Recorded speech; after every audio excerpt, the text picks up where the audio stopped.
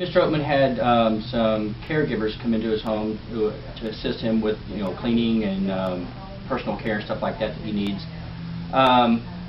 The first lady who was in there actually used his credit card to go to the grocery store and things like that.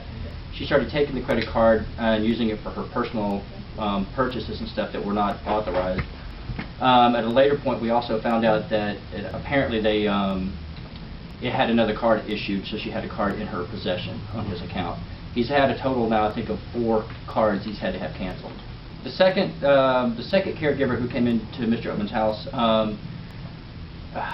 actually had worked out a deal with Mr. Oatman that Mr. Oatman understood that he was going to be co-signing for a vehicle. Mr. Oatman, I actually didn't really understand what co-signing meant. Also, it was explained to him that if he signed a few papers, he could help her get a vehicle, and that he would not be held responsible or liable in any way for it.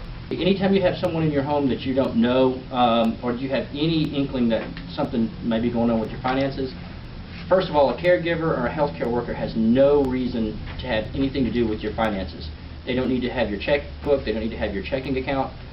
As far as buying groceries and things like that, there's services through that Adult Protective Services can set up for these people.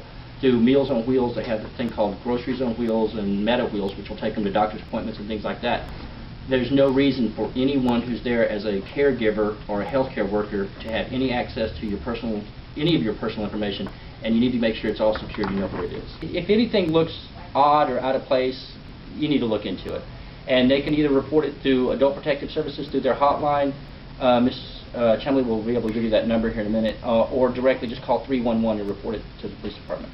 And if you suspect something's going on, report it. Report it to our hotline, which is 800-252-5400, or call 311 and report it to Austin Police Department, so that somebody can start investigating into it and looking into what's going on to make sure that either nothing's going on or if there's a problem.